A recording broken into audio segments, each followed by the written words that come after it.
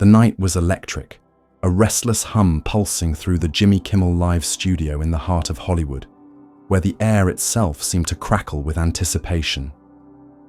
Under the glare of stage lights, a crowd of hundreds leaned forward, their eyes fixed on the stage, waiting for a legend to emerge.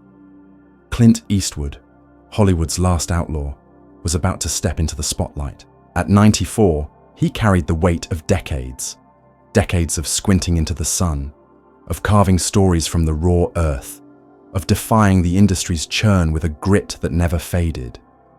He was there to talk about his latest film, a stark, soulful drama about a rancher battling a corporate land grab, a story that mirrored the man himself, unyielding, rooted, real. But what began as a routine talk show appearance was about to ignite into a clash that would shake the studio, spark a firestorm online, and etch itself into Hollywood lore. This wasn't just an interview. This was Clint Eastwood drawing a line in the sand, and the world was about to feel the tremors. The studio buzzed as the house band laid down a gritty riff, the crowd's cheers swelling like a wave. Backstage, the tension was already simmering. Maggie, Clint's assistant of 20 years, stood in the shadows, her sharp eyes scanning the producers as they hustled through last-minute checks. A no-nonsense woman with a voice that could cut. Steel, she'd warned them earlier that day, her words low and firm. Don't turn him into a circus act. He's here for the film, not your games. The producers had nodded, their smiles too quick, their eyes glinting with the hunger for a viral moment. They saw Clint as a legend to leverage, a name to milk for clicks. A prop cowboy hat sat ready on the set, a cheap gag they thought would honor his Western roots. Maggie saw it for what it was, a trap. She knew Clint better than anyone, knew he didn't bend, not for studios, not for anyone. The producers had brushed her off, and now, as the stage manager signaled for Clint to head to the curtain, Maggie's gut twisted. They were about to learn the hard way. In the green room, Clint sat alone, nursing a black coffee, his weathered hands steady as he stared at a monitor. Jimmy Kimmel was in top form, his monologue slicing through the latest celebrity scandals, the crowd roaring on cue. Clint's expression didn't shift, but his fingers drummed lightly on the arm of his chair, a subtle tell Maggie recognized. He was sizing up the room, reading the situation like a gunfighter before a duel. She leaned toward a stagehand, her voice a whisper. They're going to try something stupid. The stagehand shrugged, oblivious, but Maggie's eyes stayed on Clint. When the stage manager gave the signal, Clint rose, straightened his jacket, and moved toward the stage with a slow, deliberate stride. No entourage, no fuss, just a man who'd spent a lifetime staking his claim. The crowd erupted as Clint stepped into the light, his walk as commanding as it had been in his prime. The band's riff cut through the cheers, and Jimmy, all grins, hyped the moment. The man, the myth, Clint Eastwood. Clint shook Jimmy's hand, a brief iron grip, and settled into the guest chair, his frame taut, eyes scanning the set like a hawk. The cheers faded and the air tightened, the room now a stage for two men. One a talk show host chasing laughs, the other a legend who'd come to speak truth. Jimmy started safe, asking about the film, its roots in loyalty and resistance. Clint leaned in, his voice rough but steady, each word landing like a hammer. He spoke of the rancher, the land, the fight against greed. A story that wasn't just fiction, but a reflection of his own defiance. The audience was locked in, feeling the weight of his conviction. For a moment, the studio belonged to him. But Jimmy had a show to run, and safe wasn't enough.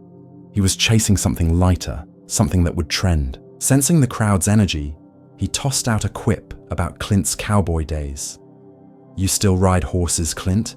Out there roping cattle on the weekends? The question hung in the air, playful, but laced with expectation. Clint's answer was short, clipped. When it matters. The crowd chuckled, but there was an edge in his tone, a warning Jimmy didn't catch. Undeterred, Jimmy pivoted, pulling a story from Clint's past, a half-baked tale about a bar fight on the set of an old western, fishing for a nostalgic laugh. Clint's eyes narrowed, his jaw tightening. "Didn't happen," he said, his voice slicing through the studio's hum. The crowd stirred, a mix of gasps and uneasy laughs. Jimmy grinned, thinking he could smooth it over, but he'd misread the man, and then he made his fatal mistake. Reaching for the prop cowboy hat, Jimmy held it up like a trophy, his voice coaxing, "Come on, Clint, one quick shot for the fans." The audience clapped, egging it on, the producers in the booth leaning forward, sensing their viral moment, but Clint didn't move. His stare could have burned holes through steel. "Put that away," he said, not loud, but every syllable carried a weight that silenced the room. Jimmy's smile cracked, the hat still in his hand. Maggie, watching from the wings, shook her head, muttering, "This is about to get ugly." The studio went quiet, the kind of quiet that feels like the world holding its breath. Jimmy, caught, off guard, tried to laugh it off, tossing the hat onto the desk. All right, no hats tonight," he said, his chuckle thin, forced. But the crowd was uneasy, their earlier cheers now a faint murmur. Clint hadn't moved, his eyes locked on Jimmy, unblinking, like a predator sizing up its prey. Backstage, the producers were scrambling.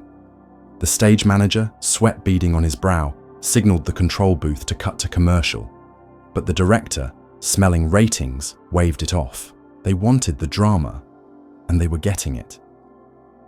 Jimmy, sensing he was losing control, shifted in his chair, his voice a touch too bright. "So, let's talk more about the film." He asked about the rancher's inspiration, hoping to steer things back to safe ground. But Clint wasn't playing along. He leaned forward, hands resting on his knees, and his answer was a blade. "It's about people who don't roll over," he said, his voice low, deliberate. "Folks who fight when the world tries to take what's theirs, not about playing dress-up for laughs."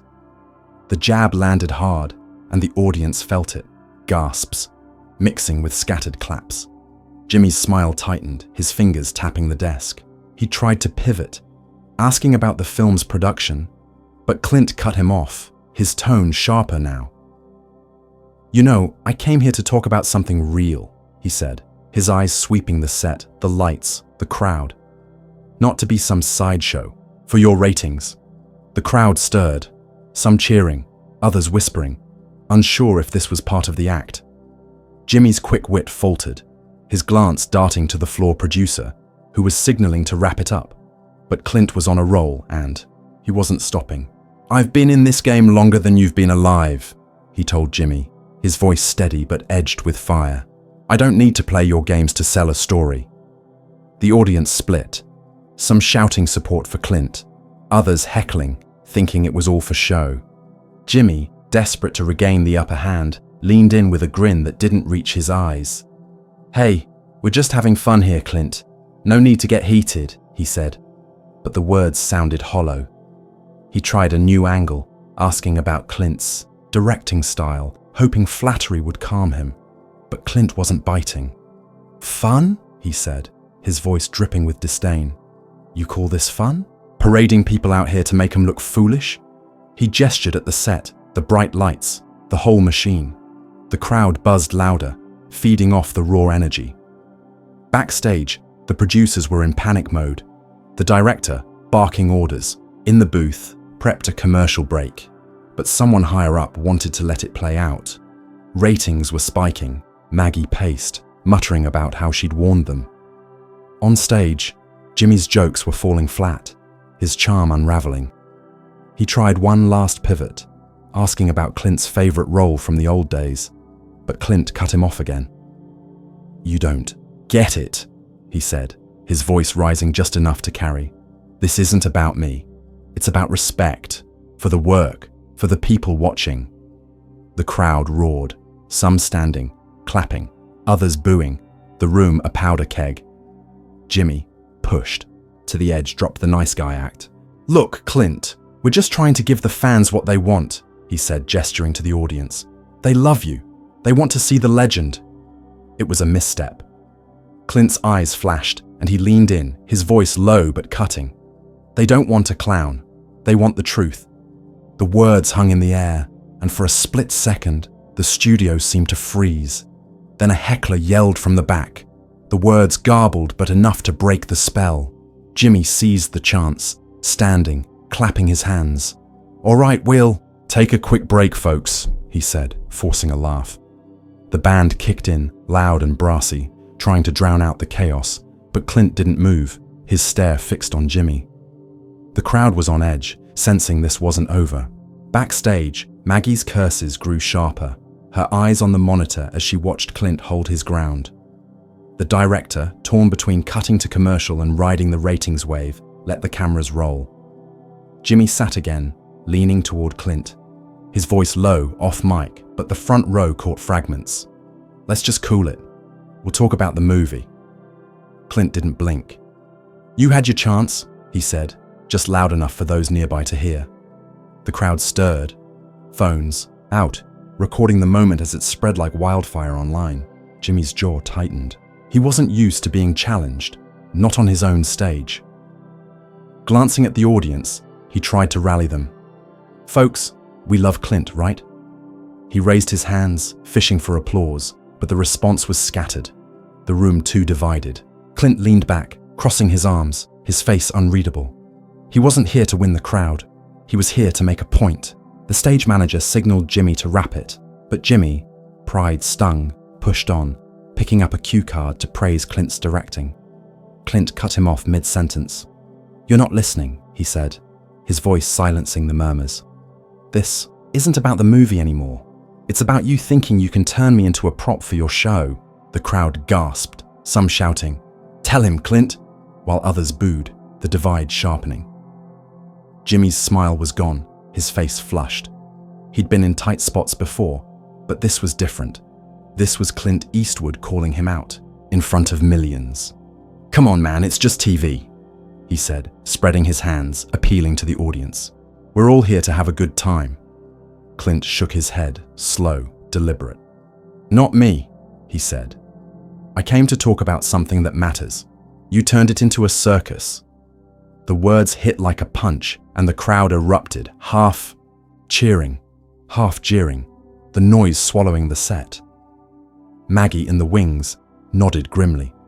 She'd seen Clint take down bigger egos than this. The director finally called for the commercial break, monitors flashing ads, the band stopping as the house lights dimmed. But Clint stayed in his chair, unmoving, a statue of defiance. Jimmy stood, whispering sharply to the floor producer, his gestures frustrated. The audience was restless, some chanting Clint's name, others arguing among themselves. Security edged, closer, two burly men in black, their eyes on Clint, but hesitant. They knew who he was. Maggie stepped forward, grabbing the stage manager's arm. "Don't even think about touching him," she snapped, her voice fierce. The stage manager nodded, backing off, but the tension was climbing. During the break, the producers huddled, voices raised, scrambling for damage control. Jimmy paced, near the desk, running a hand through his hair, muttering. Clint, calm as ever, sipped water a stagehand had brought, his eyes scanning the crowd. A fan in the front row yelled, "You're the man, Clint!" He gave a slight nod, nothing more. Shutty, break ended, and the studio lights snapped back to full blaze. The band's final notes faded, and Jimmy slid into his chair, his smile practiced but strained. Clint hadn't moved, his eyes fixed past Jimmy, as if the host were a distraction. The crowd's murmurs were a low hum of anticipation, split between those chanting for Clint and others waiting for Jimmy's comeback. The director's voice crackled through headsets. "Keep it tight, Jimmy. Don't let him run the show." Jimmy clapped once, refocusing the room. "We're back with the one and only Clint Eastwood," he said, his tone lighter, trying to reset the vibe. He asked about the film's cinematography, hoping to ground things in Clint's expertise. But Clint wasn't here for softballs. He answered, talking about the stark visuals, the land as a character, then shifted gears unprompted. "You know what's wrong with places like this," he said, gesturing at the set. "You think it's All about flash, about making noise. You forget what's real. The crowd stirred, some clapping, others shifting uncomfortably. Jimmy's eyes flickered with irritation, but he nodded, playing the gracious host. Fair enough, he said, leaning back. But this is entertainment, right? People want a show. He gestured to the audience, fishing for support, but got a mix of cheers and boos. Clint didn't flinch. They want honesty, he said, his voice cutting through the noise. Not some polished lie you feed him to keep him clapping. The words landed like a slap, and the crowd's reaction was instant. Roars of approval from some, jeers from others. Jimmy's smile faltered, his fingers gripping the desk. He was losing the room, and he knew it. The floor producer signaled to pivot, but Jimmy's pride was in the mix now. Look, Clint, you're a legend. Nobody's arguing that, he said, his tone sharper. But you're on my stage, and we've got a show to do. It was a direct challenge, and the audience felt it, their noise spiking. Clint's eyes narrowed, the air growing heavier. Your stage, he said, his voice low, deliberate. I'm here because I chose to be, not to dance for you. The crowd exploded, some standing, shouting Clint's name, others yelling for Jimmy to push back. Maggie in the wings muttered, "Here we go." Security edged closer, hands twitching, but still wary. Jimmy, pushed past his limit, stood, breaking the host's cardinal rule of staying seated. "You want to talk respect?" he said, pointing at Clint, his voice loud, the nice guy mask gone. "How about respecting the people who invited you here?" The crowd was on its feet, the noise deafening, a mix of cheers and boos swallowing the set. Clint stood, slow, deliberate, his presence filling the stage. He didn't raise his voice, but every word carried. "Respect's earned," he said, stepping closer to Jimmy.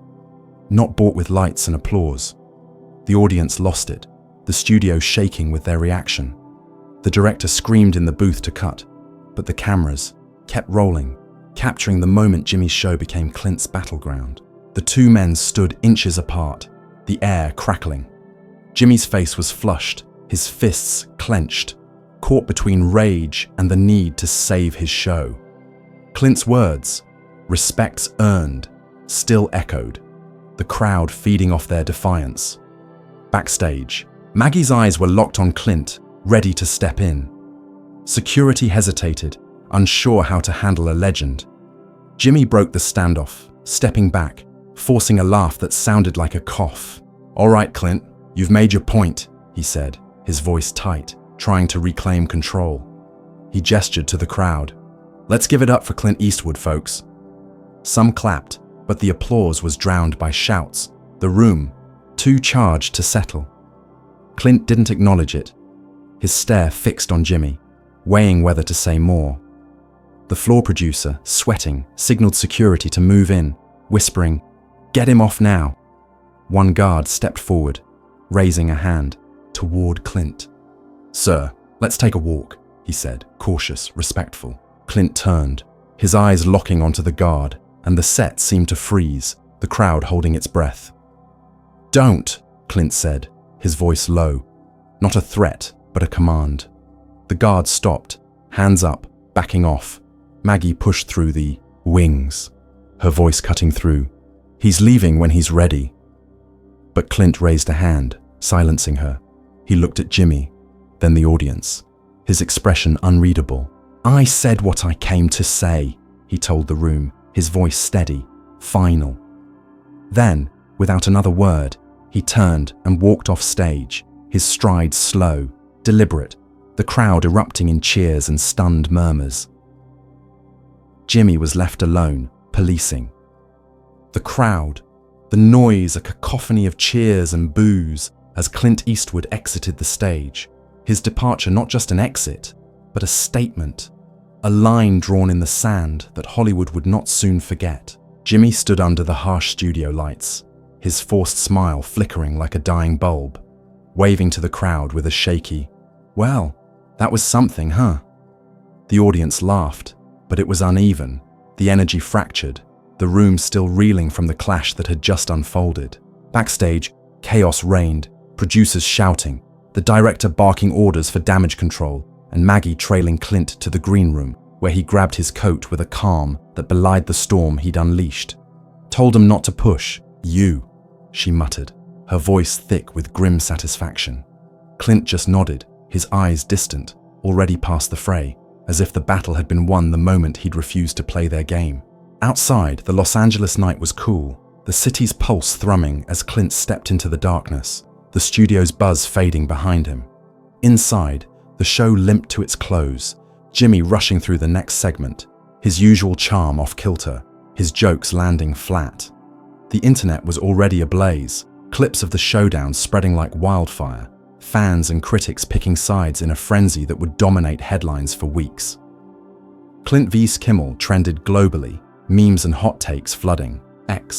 Some hailing Clint as a hero of authenticity, others calling him a cranky relic who'd gone too far. The film he'd come to promote, a story of a man fighting for what's his, became a footnote, overshadowed by the real drama. The night a legend walked onto a talk show and refused to bend. In the days that followed, the story grew, dissected, on podcasts, debated on morning shows, and analysed in think pieces. Some saw Clint stand as a rebellion against a culture obsessed with spectacle, a middle finger to an industry that commodifies its icons. Others saw a man out of touch, unable to roll with the punch of modern entertainment. Jimmy, for his part, leaned into the chaos, joking about it in his next monologue. But the sting was clear in his eyes. He'd been outmatched on his own turf. The producers, meanwhile, rode the ratings wave, their gamble paying off in numbers, but costing them a bruise to their egos. Maggie, ever loyal, fielded calls from journalists, her response always the same. Clint said what he needed to. That's the end of it. As the dust settled, Clint retreated to his ranch, far from the city's glare, where the land stretched wide and the sky didn't care for trending hashtags. He didn't watch the clips, didn't read the articles. He'd said his piece, and that was enough. The film, when it hit theaters, found its audience. Not the masses chasing blockbusters, but those who saw themselves in the rancher's fight, in the stubborn refusal to be swept away. And in Hollywood, where legends are often polished into props, Clint's walk-off became a story of its own, a reminder that some lines aren't crossed, some truths aren't for sale. The studio lights dimmed, the crowd went home, but the echo of that night lingered, a testament to a man who, at 94, still carried the weight of his own myth and wasn't afraid to wield it. The world moved on, as it always does, chasing the next scandal, the next viral moment. But for those who'd been in that studio, who'd felt the air shift when Clint stood his ground, it was something more, a moment when the script was torn up, when a man became more than a guest, more than a legend. He became a mirror, reflecting, a hunger for something real in a world drowning in noise. And as the city buzzed with new dramas, new fights, Clint Eastwood's silhouette against the night sky remained, unyielding, untamed, the last outlaw who didn't just leave a stage but claimed it one final time for truth.